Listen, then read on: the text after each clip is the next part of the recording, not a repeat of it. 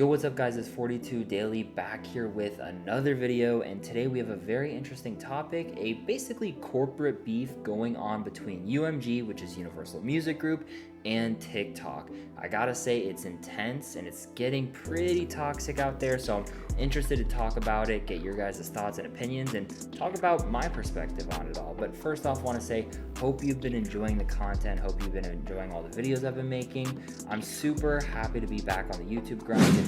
Guys, don't forget to like, subscribe, do all that good stuff. You know, if you want to follow my Twitter, my TikTok, my Instagram, we're keeping it daily over here at 42 Daily. So that being said, let's just, get into the whole toxic beef going on.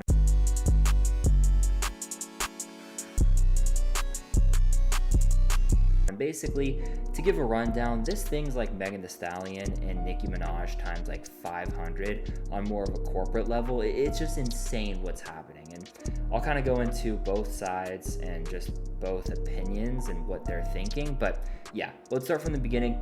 Basically, UMG came out with a statement yesterday saying that they would be pulling off all of the music from their artists on TikTok. So basically what that means is TikTok starting February 1st will no longer have any official sound from any artist that's signed to UMG. And that's artists like Playboi Carti, Yeat, Taylor Swift, Destroy Lonely, Ken Carson. I mean, it's an insane amount of artists. I probably just named like 4 out of like the 3 million artists signed to that label and that overall group. So it's ridiculous. Now, I know what you're thinking, like sped up, slowed down songs, all that stuff. It can technically be on there, but it just won't be official sounds, right? So if it's like an edit made by someone else and it's uploaded by someone else, they'll still allow it. It's just like no official sound will be coming from those artists, which is a huge problem, and I'll get into that problem. But basically, UMG came out with that statement and then kind of gave a more specific statement on the reasons why, and I'll list some of those off.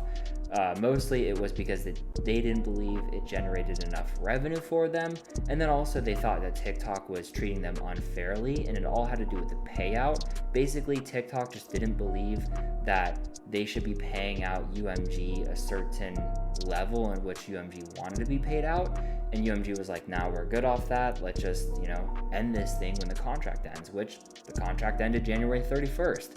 And so in that statement, they were just kind of saying TikTok was treating them unfairly and it just wasn't working out. But a key note for other labels out there, the TikTok contract and all the music licensing stuff has been fine. Like, other labels have been perfectly fine with it. So UMG is really the only one to have a problem with it. And of course, they're making a huge deal out of it. So once this statement came out from UMG, TikTok actually released a statement of their own. Now, the statement from TikTok was basically just a small one combating what UMG had said, saying that actually it was vice versa. UMG was treating TikTok in an unfair way, and that TikTok was just trying to pay the artists that are signed to UMG, and basically kind of pointing the fingers back at them, saying, UMG is the bad guy in this scenario. Basically, that's what both statements were doing. Both of these groups and companies were trying to say, hey, that's the bad guy right there. Don't trust that guy, because they don't want to, support small artists or just support artists in general. Now, from those statements, we really haven't seen much else from the companies. We only know that the songs will be taken off February 1st. Now, getting into my opinion about it all, I think that this is a lose-lose situation for everyone. Starting it off with UMG and just how negatively it impacts them. So they attributed 1% of their revenue from TikTok. And yes, that may be true. They are thinking about it from the wrong scope entirely.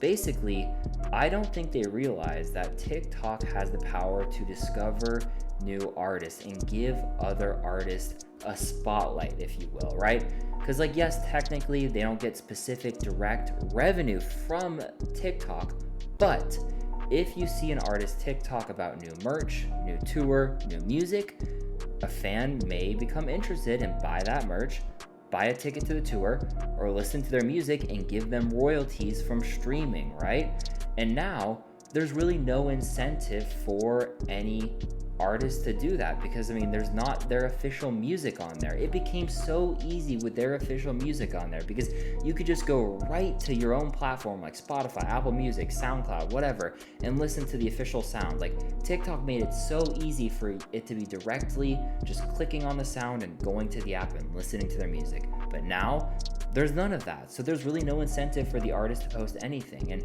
honestly, streams are gonna go like down so quickly. The decrease is gonna be insane because, I mean, there's no easy way to stream their music anymore. You like have to go off the app, search the artist, search the song, and find it. And yes, I know that doesn't sound too difficult, but when you think about these TikTok brains and just the constant swiping we're doing, it is so much easier just to do one click and you're off on the song. So it really just makes no sense. And I think Universal Music Group is gonna realize this very quickly and probably come back to TikTok and be like, hey, we messed up. Let's renegotiate this contract and get these artists back onto TikTok.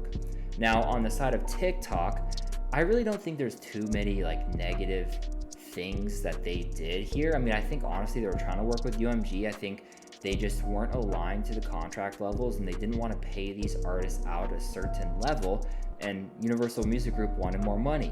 Now, we don't know if Universal Music Group wanted more money for them or the artists, but the way they're phrasing it, it seems like they wanted more money for the artists. And honestly, I mean, I'm just gonna be completely honest, I'm really on the side of TikTok here. I feel like TikTok was probably giving them a pretty good deal considering other labels were okay with it, and UMG was just being greedy and wanted more money and a bigger payout and was like, no, we're gonna take all these artists off the catalog from TikTok. And I think that they messed up big time here.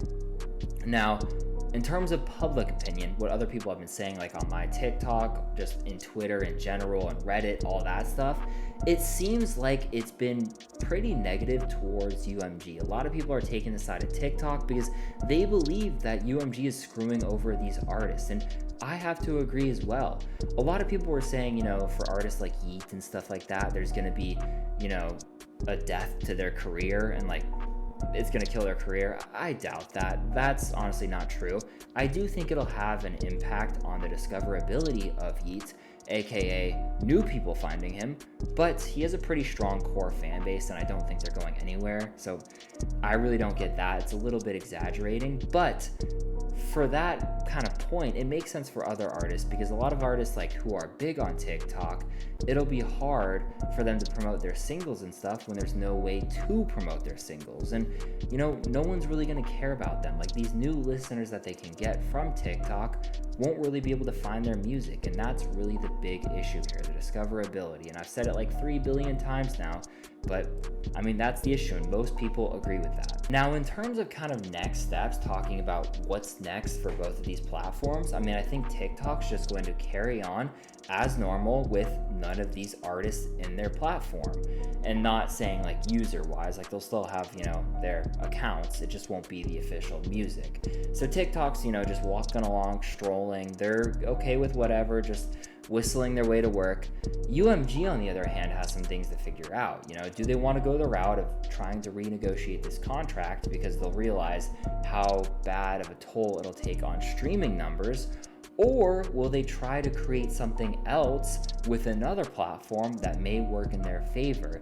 Because to be honest, they may have something in the back of their hands right now that we don't know about that has some partnership with another platform that could bring more streams, more discoverability to their artists. I say we give it like 1 to 2 months until we see a renegotiation of the contract and UMG artists coming back onto TikTok. In terms of where I think UMG lands is they will be back in about 1 to 2 months with a renegotiation to that contract. I think they'll have to compromise a bit because they're the ones coming back, and soon enough they'll find those artists onto TikTok, which is a good thing. Another issue UMG had with TikTok was privacy regarding information from users and AI technology hurting the platform and songwriters. Now, I understand their issues there, I definitely get it, but those are issues that every user has, and I think they need to be addressed in a certain way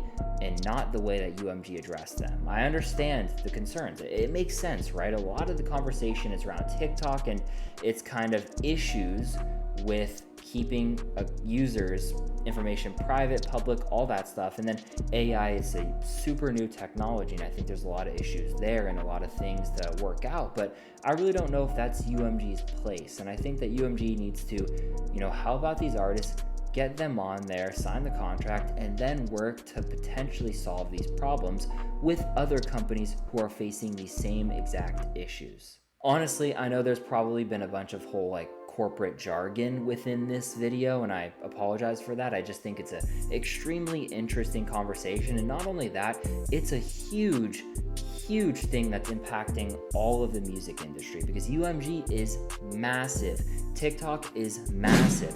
Both of these companies not working out is insanely huge. I mean, it's next level. So I just wanted to make this video to kind of provide clarity on all of that.